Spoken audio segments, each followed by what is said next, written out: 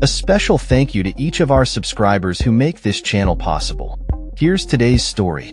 In a bold move that has sent shockwaves through the political landscape, President Donald Trump has announced the federalization of the Washington, D.C. police force in response to alarming crime rates in the nation's capital. This decision comes on the heels of a violent incident involving Edward Corey Stein, a software engineer known as Big Balls, who was brutally attacked while intervening to protect a young woman. The assault, which occurred just 2 miles from the White House, has reignited discussions about public safety and law enforcement in the city. Washington, D.C., often seen as a symbol of power and grandeur, has increasingly become a city plagued by crime and disorder. Critics argue that the local government has failed to maintain safety and order, allowing a culture of lawlessness to take root. The city has a long history of mismanagement and financial crises, dating back to the 1970s, when the federal government had to step in to restore order. Despite improvements in recent years, the homicide rate remains alarmingly high, particularly among young black men, who are disproportionately affected by violence and criminal activity. As of 2024, Washington, D.C. holds the 4th highest homicide rate among major U.S. cities, with a rate that surpasses that of all 50 states.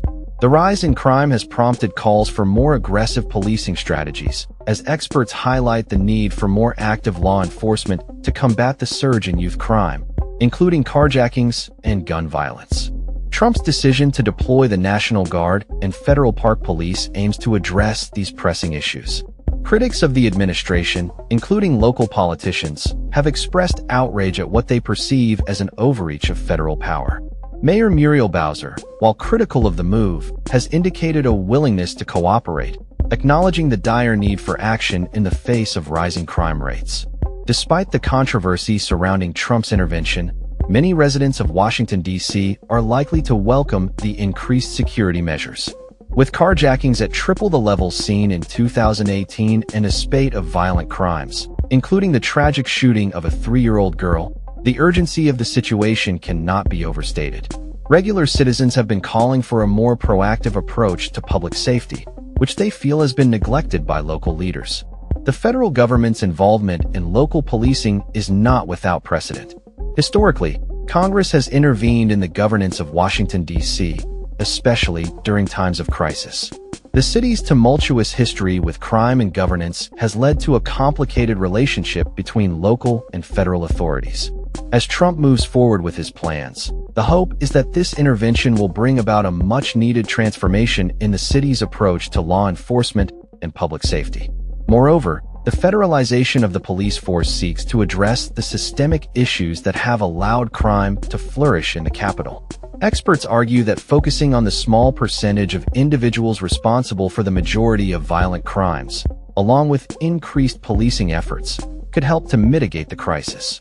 Cleaning up homeless encampments and targeting gang violence are also seen as crucial steps in restoring order to the streets of Washington, D.C.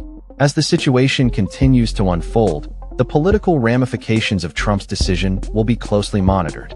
The response from the local government, community leaders, and residents will play a vital role in shaping the future of policing in the nation's capital. The stakes are high, and the outcome of this intervention could have lasting implications for public safety and governance in Washington, D.C.